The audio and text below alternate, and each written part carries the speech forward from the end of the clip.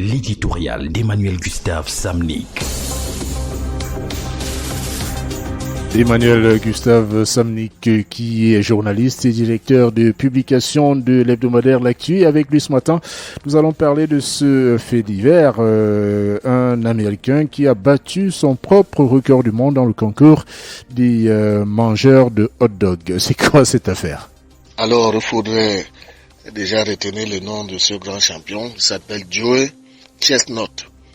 Et c'est lui qui a battu son propre record du monde en réussissant à avaler en 10 minutes 76 hot dogs. Les hot dogs, faut le dire, c'est les sandwichs à la saucisse. C'est un repas qui est très répandu dans le monde occidental. Moi, je l'ai découvert notamment en 2006 quand j'ai passé un mois en Allemagne pour couvrir la Coupe du monde de football, où dans tous les fan zones, le hot dog était vraiment l'allemand vedette.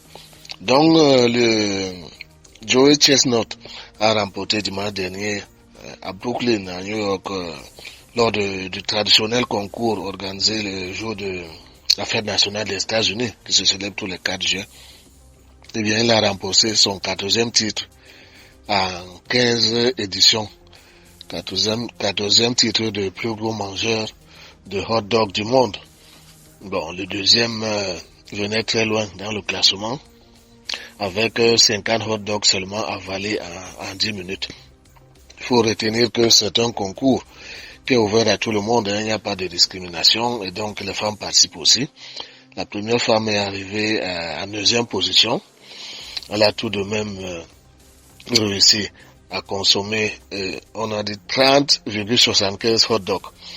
30,75, pourquoi? Ça veut dire qu'elle a pu manger 30 hot dogs et le 31e, elle ne l'a avalé que de 3/4 quand le gong des arbitres a sonné en 10 minutes. Elle s'appelle Michelle Lescaut et elle doit ce succès-là uniquement à l'absence de la championne en titre, la japonaise Miko Sudo, qui elle avait réussi en 2020 à avaler 48,5 hot dogs en 10 minutes.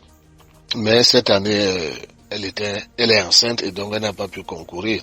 Mais elle n'a pas perdu au change pour autant, puisque elle a gagné ce podium en commentant la compétition en direct, qui était diffusée en direct sur une chaîne ESPN, comme consultant donc de ce concours un peu amusant de plus gros mangeurs de hot dog du monde. Mais comment fait-on pour parvenir à de telles performances? Comme dans toute compétition de haut niveau, la performance se prépare. On ne s'improvise pas champion à ce niveau-là en tentant simplement sa chance. Eh bien, le sieur Joe Chestnut s'est organisé en faisant d'abord le jeûne. C'est-à-dire qu'il est resté plusieurs heures sans manger, peut-être même plusieurs jours, de sorte à avoir véritablement faim le jour du concours. Il dit qu'il a augmenté les capacités de sa panse en buvant de l'eau et de lait et quelques compléments alimentaires. Et donc, cela lui a permis, et dès la première édition de sa participation à ce concours, c'était en 2007, de remporter le titre d'entrée de jeu. Première participation, premier titre en 2007, en détrônant un adversaire de poids, un japonais qui était 6 fois champion d'affilée. Et donc, Joe Chestnut, avec cette méthode de préparation, a réussi à s'installer durablement au niveau du palmarès du concours de plus gros mangeurs de hot dog du monde. Pour cette année 2021, puisque dans sa réaction devant les micros des journalistes, il dit qu'il a aussi bénéficié de l'apport du public, parce qu'en 2020, à cause de la pandémie du coronavirus, le concours s'est déroulé sans public, mais cette année, il avait 5000 fans qui l'acclamaient, parce que la compétition s'est déroulée dans un stade de baseball de la ville donc de New York.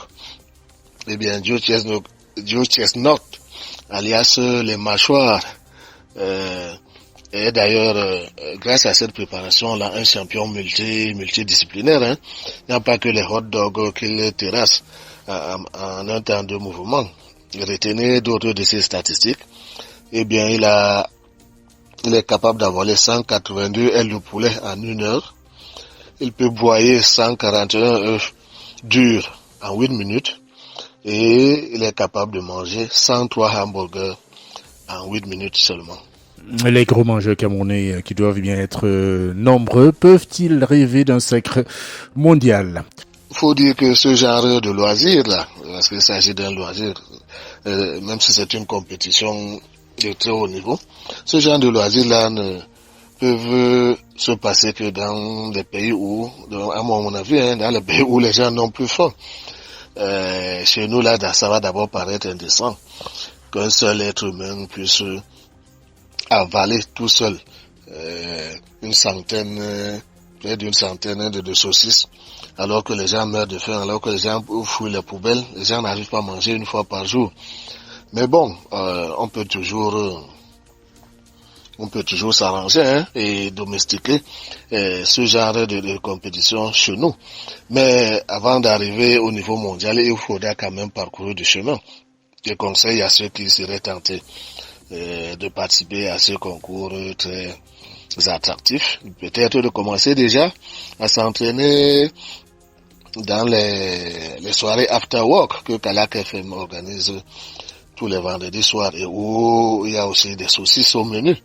Je le dis en rigolant, mais on pourrait effectivement penser à valoriser notre patrimoine culinaire d'une autre manière, avec nos menus, parce que le hot dog ne fait pas partie des traditions culinaires africaines et notamment camerounaises. On pourrait organiser, pourquoi pas, le concours du meilleur mangeur de taro, le meilleur mangeur de coquilles ou de gâteaux de maïs, je ne sais pas quoi, de couscous, de maïs de Ndiapche, le fameux Ndiapche, ou le kepenkumbazé, qui est très répandu chez nous. Mais avant d'arriver à ce genre de concours, peut-être qu'il faudrait davantage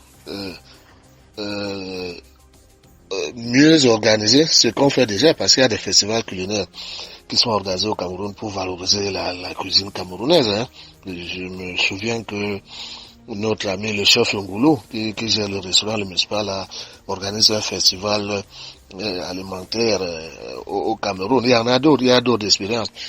Mais ce qu'il faudrait peut-être recommander, c'est que ce qu'on envisage de faire, le concours ou des foires, qu'on le fasse à la perfection, parce que vous voyez, certains de nos compatriotes ont l'habitude d'accuser les Blancs de racisme et de ceci là. Mais tout ce que ces gens-là font, c'est-à-dire les Occidentaux, on remarque que le font avec beaucoup d'amour, avec beaucoup de professionnalisme. Donc même ce concours des plus gros mangeurs, là, ce n'est pas la régulière, ce n'est pas l'à peu près, c'est du très haut niveau. Et donc, on pourrait s'inspirer plutôt de la façon d'organiser les choses là, pour aussi à notre niveau, dans notre contexte, essayer d'organiser des choses qui collent à notre culture.